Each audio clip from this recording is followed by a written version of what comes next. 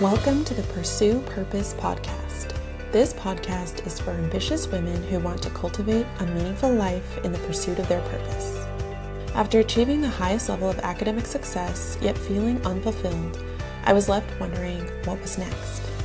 I discovered my purpose in helping women feel seen, understand their self-worth, and live their best lives. I quit my scientific career path for a life full of freedom and flexibility, and now I want to teach and inspire other women to pursue their purpose. Thank you for being here, and let's get started.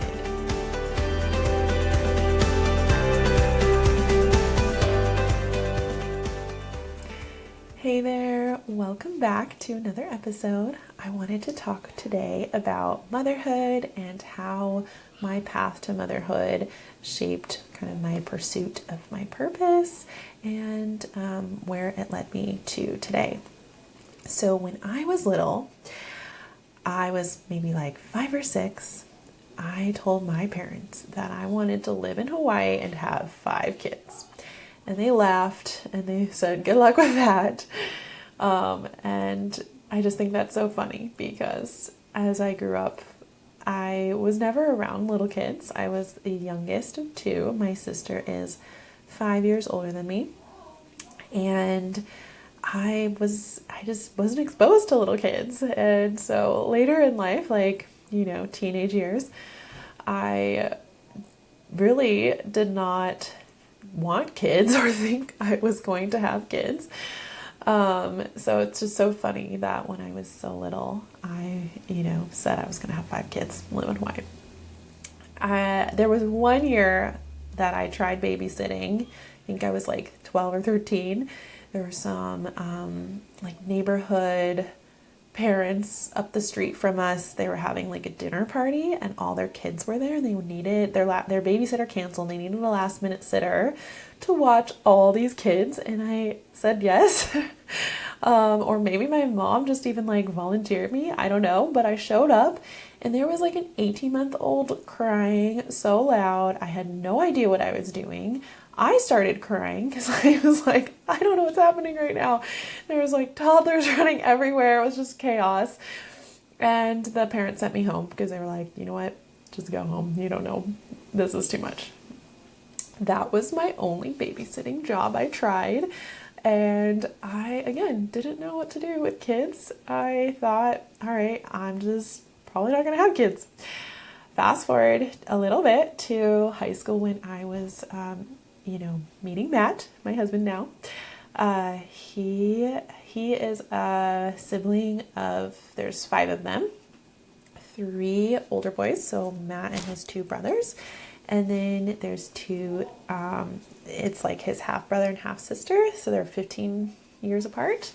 And they were really little when I met Matt. So when Matt and I started dating, it was like my last year of high school and, they were 2 and 4. And so that was my first real experience being around younger kids. And I got used to it. I got to understand a little more about how kids work, what kind of silly things they do. And just seeing Matt's mom, parenting the little ones, gave me a glimpse of, what motherhood could look like with young kids. And I think that's when I started really, visualizing for myself that I could be a mom, that I could have a family with Matt. I was starting to think about that and really see, us having a family together someday. But I am very ambitious. I was very career ambitious, still am. And so I kind of put that on the side. I said, that'll probably happen someday, but I definitely need to focus on my career. I was brought up in a family of doctors, pharmacists. My sister got her PhD, so everyone in my family pursued high levels of career success. And I was told, go get a steady job, make sure you have that steady paycheck so that you can support your family one day, which I totally get. So that's kind of the route I went. I, in high school, was both left and right brained as I am now, where I pursued music heavily. I did a lot of orchestra, classical music, piano, violin, and viola competitively. So I did a ton of music, and I also did a lot in the sciences. So I was in like all the AP science classes, and so it was kind of that crossroads of, do you pursue something artistic with your life or something more grounded, I guess? I don't know, science related, which is the route I went, obviously. And so while I was pursuing the science arena, I, in college, had, a couple mentors in the labs that I worked in. So one lab I worked in was a woman who also had kids, and I also worked with a male professor who had kids, and actually helped to tutor his daughter in violin. And I, went to his house, and I was like, oh, I love this cute craftsman house in Seattle, and they have this really beautiful family, and I could see myself like being a professor someday and running a lab like these mentors I had, and they have kids, and this looks great. And so that was kind of my vision of my life, that, I would have the kids, have this really purposeful job where you get to like cure cancer, and be in the lab and do all these things, that seemed really, that people would respect. And it's like the highest level in my head, the highest level of achievement I could get. So I went to grad school, and we were in San Diego for grad school, and my professor that I worked with for my PhD, she did not have kids, and she worked a lot. And at that level, so I was at UC San Diego, it's a really big research institute, so you have pretty big labs there that are running, you're getting like $1 million grants to, run these huge experiments and things like that. I saw not just her life, but like professors who did have kids. You're reading papers, writing papers, you're going to conferences, you're giving talks, your whole life is around your scientific career.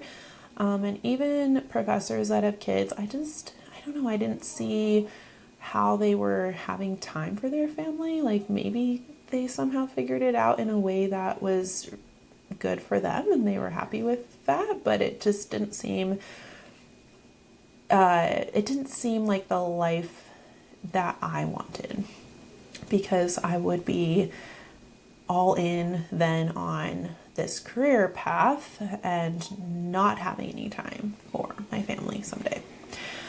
And maybe people don't always think like that. Like they're not thinking, this is what it will be like when I'm there.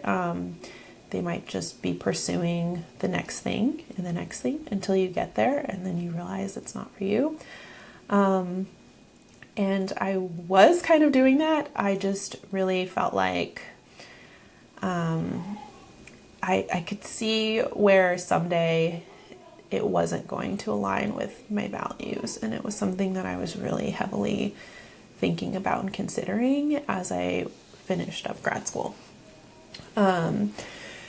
And so even if you were, like my husband had a grad school professor who had kids, and they would have these like grad school or lab gatherings at her house or whatever. Like even her, around her kids, like she would just be kind of on her phone answering emails or things like that, like working in front of her kids. And I just saw this vision that like wasn't aligned with what I really wanted in my life. And so just I didn't even have kids then, but it was like I was just thinking about, well, once this happens, I want to make sure I can have time for them and all of that. So I remember when I was in grad school, I was interviewing a grad student. So we would do these interviews for the incoming class, and basically figure out, I was on like the committee, kind of like the grad the current grad students would have a committee to help figure out like who are the best fit to come in as incoming class. And there was a girl I sat next to at a dinner, and she just was gushing about the book Lean In. She just loved that book, Lean In by Sheryl Sandberg.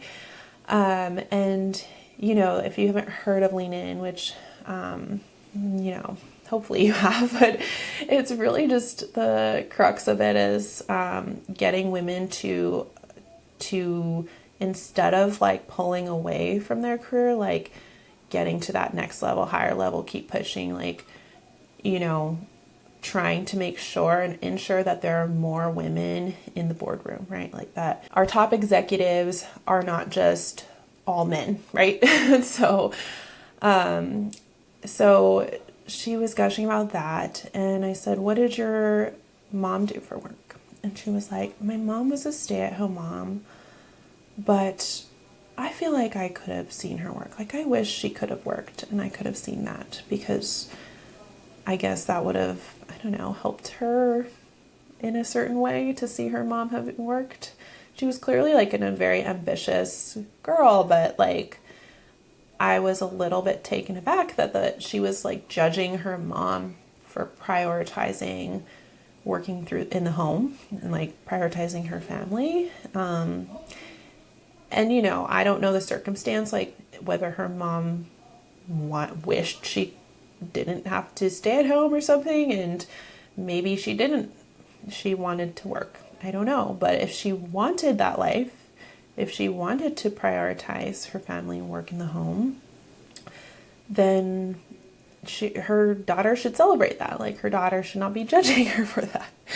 And so I just feel like we need to stop judging other women's decisions, and stop saying like we need to lean in so hard that we, you know, put aside everything else that we value so that we can have more women at the top or something. Like, not every woman is going to want that. If you do, then that's great. But we also need to like embrace and accept women who want a different path, or who want to prioritize family, or who want to kind of juggle both, you know.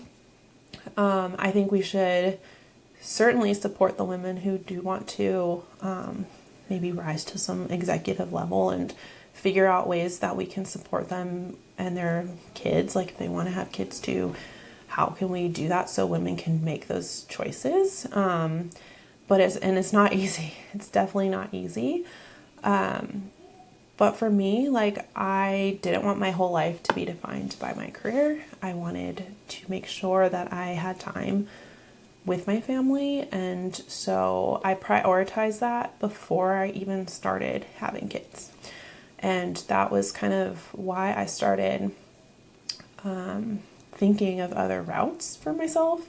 At first it was in the sciences, like finding other PhD level jobs I could take that were not all consuming, you know. So I took a 9-to-5 tech support job, and I really enjoyed doing that for a long time. And so, you know, I'm ambitious, but like that ambition and that drive can also be fueled toward family, and fueled toward like the life that I really want to have. So I can be ambitious in many ways, and it doesn't have to be all fueled into my career choice. So I hope that just, you know, I want to impart that wisdom, and I hope that people can take away, you know, whether you want to go for it and like be all in on your career, that's okay. Whether you want to step away, that's okay. If you want to like pause for a little bit, that's okay. Like, it's all okay. And I feel like I have no judgment for anyone in the decisions that they make. The only thing is, if you want to make those choices, and you're not, like, if you feel like your heart is called in a different way and you're stuck, like, I just want to encourage you that this is your one life. Like, you should find that path that really works for you, and find ways to really align like the way that you value your life holistically with your career choices. And hopefully that little bit of wisdom, I guess, a little backstory for my own choices, like hopefully that is helpful, motivating for you, inspiring too. So thank you guys for listening as always. I hope you guys have a good rest of your day.